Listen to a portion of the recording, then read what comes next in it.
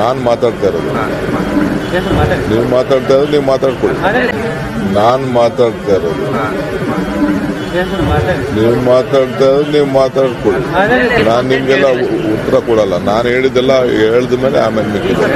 ನಾನು ನಿಮ್ಗೆಲ್ಲ ಉತ್ತರ ಕೊಡಲ್ಲ. ನಾನು ಹೇಳಿದ್ದೆಲ್ಲ ಹೇಳಿದ ಮೇಲೆ ಆಮೇಲೆ ಮಿಕ್ಕಿದೆ. ನಿಮ್ಗೆ ಇಷ್ಟ ಆಗಿದ್ದಾಗ ಮಾತಾಡಬೇಕು ಅಂತ ಹೇಳ್ತೀರಾ. ನಾನು ನಿಮ್ಗೆ ಇಷ್ಟ ಬಂದಾಗ ಮಾತಾಡಲ್ಲ. ನನಗೇನು ಇಷ್ಟ ಇದೆ ಅದೇ. ನಿಮ್ಗೆ ಇಷ್ಟ ಆಗಿದ್ದಾಗ ಮಾತಾಡಬೇಕು ಅಂತ ಹೇಳ್ತೀರಾ. ನಾನು ನಿಮ್ಗೆ ಇಷ್ಟ ಬಂದಾಗ ಮಾತಾಡಲ್ಲ. ನನಗೇನು ಇಷ್ಟ ಇದೆ ಅದೇ.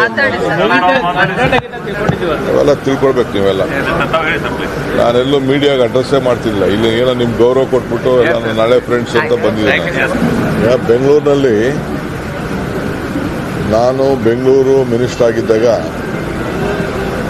ಎಲ್ಲ ಶಾಸಕರನ್ನೆಲ್ಲ ಕರೆಸಿದ್ದೆ. ಬಿಜೆಪಿ, ಜನತಾದಳ, ಕಾಂಗ್ರೆಸ್ ಪಾರ್ಟಿ ಎಲ್ಲ ಶಾಸಕರನ್ನೆಲ್ಲ ಕರೆಸಿದ್ದೆ. ಕರೆಸಿ ಬೀದಿ ವ್ಯಾಪಾರಿಗಳ ಬಗ್ಗೆ ಚರ್ಚೆ ಮಾಡಿದ್ದು. ಎಲ್ಲರ ಅಭಿಪ್ರಾಯ ಒಗ್ಗಟ್ಟಿನಿಂದ ಬೀದಿ ವ್ಯಾಪಾರಿಗಳನ್ನೆಲ್ಲ ಎಲ್ಲೆಲ್ಲಿ ಟ್ರಾಫಿಕ್ಗೆ ತೊಂದರೆ ಆಗ್ತಾ ಇದೆ ಅವ್ರನ್ನೆಲ್ಲ ತೆರವುಗೊಳಿಸಬೇಕು ಅನ್ನೋದು ಎಲ್ಲ ಒಟ್ಟ ಅಭಿಪ್ರಾಯ ಆಗಿತ್ತು. 3 ಪಕ್ಷದವ್ರದ್ದು ಅಭಿಪ್ರಾಯ ಆಗಿತ್ತು. ಆ ಪ್ರಕಾರ ಕೆಲಸ ನಡೀತಾ ಇದೆ. ಆದರೆ ಅವರಿಗೆ ಸೈಡಲ್ಲಿ ಹಾಕೊಳ್ಳಿ ಅಂತ ಹೇಳಿದ್ದೀವಿ. ಆಮೇಲೆ ಸುಮಾರು 60,000 ಜನ ನಾವೊಂದು ಸರ್ವೆ ಮಾಡಿಸಿದ್ದೆ. ಅವ್ರಿಗೆಲ್ಲ ಗುರುತಿನ ಚೀಟಿ ಕೊಡಬೇಕು ಅಂತೇಳಿ ಕೆಲವರೆಲ್ಲ ಸರ್ವೆ ಮಾಡಿಸಿಟ್ಟಿದ್ದೇವೆ. ಒಂದು 30,000 ಜನ ತಳ್ಳೋ ಗಾಡಿಗೆ ವಿವಿಧ ರೀತಿ ವಾಹನಕ್ಕೆಲ್ಲ ಅರ್ಜಿ ಹಾಕೊಂಡಿದ್ದಾರೆ.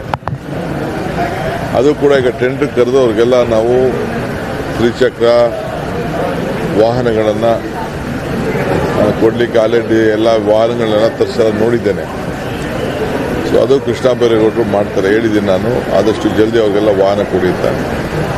ನಾವೇನು ನಿಗದಿ ಮಾಡ್ತೀವಿ ರೋಡ್ಗಳು ಅಲ್ಲಿ ಅವ್ರು ಇಟ್ಕೊಳ್ಳಿ. ಅವ್ರಿಗೇನು ನಾವೇನು ಯಾರಿಗೂ ಹೊಟ್ಟೆ ತೊಂದರೆ ಮಾಡಬೇಕು ಅಂತಿಲ್ಲ. ಬೀದಿ ವ್ಯಾಪಾರಿಗಳು ಇರಬೇಕು. ಆದರೆ ಹಂಗಂತ ಮೇನ್ ರೋಡಲ್ಲಿ ಹಾಕ್ಕೊಂಡು ಕವರ್ ಹಾಕ್ಕೊಂಡು ಮಾಡೋಕ್ಕೆಲ್ಲ ಆಗಲ್ಲ. ಯಾಕೆಂದೆಲ್ಲ ಸುಪ್ರೀಂ ಕೋರ್ಟಲ್ಲಿ ಕ್ಲಿಯರ್ ಆಗಿ ನಮಗೆ ಡೈರೆಕ್ಷನ್ಸ್ ಇದೆ. ಸೊ ಕೋರ್ಟ್ ಪಾಲನೆನೂ ಮಾಡಬೇಕು, ಜನರ ಅಭಿಪ್ರಾಯನೂ ಕೇಳಬೇಕು. ಸೊ ಅದಕ್ಕೆ ನಾವು ಈ ತೀರ್ಮಾನ ಮಾಡ್ತಾ ಇದ್ವಿ. ಮುಂದಕ್ಕೆಲ್ಲ ಸ್ವಲ್ಪ ಕೆಲವ್ರಿಗೆ ಕಠಿಣವಾದಂಥ ತೀರ್ಮಾನ ಆಗ್ತದೆ. ಒಂದು ನಿಮಿಷ, ನಾನು ಮಾತಾಡ್ತಾ ಇರೋದು, ನೀವು ಮಾತಾಡ್ತಾ ಇರೋದು ನೀವು ಮಾತಾಡ್ಕೊಳ್ಳಿ. ನಾನು ನಿಮ್ಗೆಲ್ಲ ಉತ್ತರ ಕೊಡಲ್ಲ. ನಾನು ಹೇಳಿದ್ದೆಲ್ಲ ಹೇಳಿದ ಮೇಲೆ ಆಮೇಲೆ ಮಿಕ್ಕಿದೆ. ಸೊ ಅದಕ್ಕೆ ನಿಮ್ಗೆ ಇಷ್ಟ ಆಗಿದ್ದಾಗ ಮಾತಾಡಬೇಕು ಅಂತ ಹೇಳ್ತೀರಾ. ನಾನು ನಿಮ್ಗೆ ಇಷ್ಟ ಬಂದಾಗ ಮಾತಾಡಲ್ಲ. ನನಗೇನು ಇಷ್ಟ ಇದೆ ಅದೇ. ಅವೆಲ್ಲ ತಿಳ್ಕೊಳ್ಬೇಕು ನೀವೆಲ್ಲ. ನಾನೆಲ್ಲೂ ಮೀಡಿಯಾಗೆ ಅಡ್ರೆಸ್ಸೇ ಮಾಡ್ತಿಲ್ಲ. ಇಲ್ಲಿ ಏನೋ ನಿಮ್ಗೆ ಗೌರವ ಕೊಟ್ಬಿಟ್ಟು ನಾನು ನಾಳೆ ಫ್ರೆಂಡ್ಸ್ ಅಂತ ಬಂದಿದ್ದೀನಿ. ಸೊ ಈ ಬೀದಿ ವ್ಯಾಪಾರದ್ದು ಈ ರೀತಿ ತೀರ್ಮಾನ ಮಾಡಿದ್ದೇವೆ. ಇವತ್ತು ನಾನು ಏನೇನು ನಮ್ಮ ಕೃಷ್ಣ ಬೈರೇಗೌಡರು ಕಾರ್ಯರೂಪ ಮಾಡಿದ್ದಾರೆ, ಇದು ಅವರೊಬ್ಬರ ಮೇಲೆ ಬಿಡುವಂಥ ಪ್ರಶ್ನೆ ಅಲ್ಲ. ಇದು ಇಡೀ ಎಲ್ಲ ಶಾಸಕರು, ಬೆಂಗಳೂರು ಶಾಸಕರೆಲ್ಲ ಸೇರಿ ನಾವು ಪೊಲೀಸ್ ಅಧಿಕಾರಿಗಳ ಹತ್ರ ಕೂಡ ಚರ್ಚೆ ಮಾಡಿ ಈ ತೀರ್ಮಾನವನ್ನು ಕೈಗೊಂಡಿದ್ದೇವೆ. ಸೊ ಅವ್ರಿಗೆ ಆಲ್ಟರ್ನೇಟಿವ್ ಸ್ವಲ್ಪ ಸೈಡ್ ರೋಡ್ಗಳು, ಬೇರೆ ರೋಡ್ಗಳನ್ನ ಕೊಡ್ತೀವಿ. ಬಟ್ ಅವರು ವ್ಯಾಪಾರ ಮಾಡ್ಕೊಂಡು ಸಾಯಂಕಾಲ ಹೋಗ್ಬೇಕು. ತಳ್ಳ ಗಾಡಿ ತಗೊಬರ್ಬೇಕು, ಇಟ್ಕೋಬೇಕು, ಹೋಗ್ಬೇಕು. ಅಲ್ಲೇ ಟೆಂಟ್ ಹಾಕೊಂಡು ಕೂತ್ಕೊಳ್ಳೋಕ್ಕಾಗಲ್ಲ. ಸೊ ಎಲ್ಲ ನಾಗರಿಕರಿಗೆಲ್ಲ ಅವ್ರವ್ರ ಬದುಕು, ಅವ್ರವ್ರ ಪಾಪ ಆಸ್ತಿ ಮುಂದೆ, ಮನೆ ಮುಂದೆ ಹಾಕೊಂಡ್ರೆ ಯಾರು ಸುಮ್ಮನೆ ಇರ್ತಾರೆ. ಅದಕ್ಕೆ ನಾವು ನಿಗದಿ ಮಾಡ್ತೀವಿ. ನಿಗದಿ ಮಾಡಿದ ಪ್ರಕಾರ ಅವ್ರು ಮಾಡ್ಕೊಂಡು ಹೋಗ್ತಾರೆ.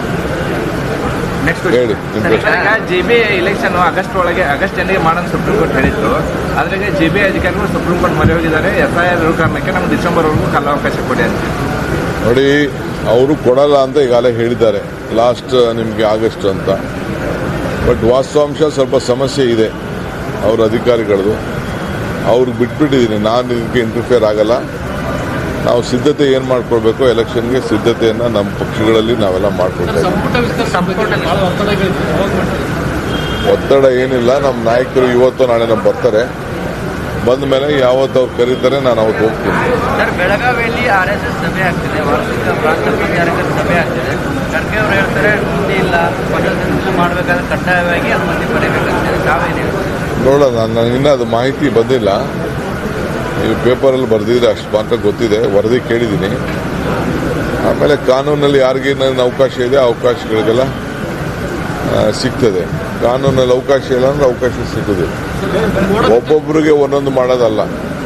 ಉತ್ತರ ಕನ್ನಡ ಬಹಳಷ್ಟು ಶಾಸಕರು ತಮ್ಮನ್ನು ಭೇಟಿಯಾಗಿದ್ದಾರೆ. ಮೋಡ ಬಿತ್ತನೆ ಬಗ್ಗೆ ಭಾಳ ಡಿಮ್ಯಾಂಡ್ ಇದೆ. ನಾನು ನಮ್ಮ ಲೀಗಲ್ ಅಧಿಕಾರಿಗಳು ಮತ್ತು ನಮ್ಮ ಫೈನಾನ್ಸ್ ಡಿಪಾರ್ಟ್ಮೆಂಟ್ ಅವ್ರನ್ನೆಲ್ಲ ಮಾತಾಡಬೇಕು. ಶಾಸಕರೆಲ್ಲ ಭಾಳ ಒತ್ತಾಯ ಮಾಡಿ ಹೇಳಿದ್ದಾರೆ, ಪರಿಶೀಲನೆ ಮಾಡ್ತೀನಿ. ಸರ್, ಕಿತ್ತೂರು ಕನ್ನಡದ ಎಲ್ಲ ಶಾಸಕರು ಭೇಟಿಯಾಗಿದೆ ನಿಮಗೆ.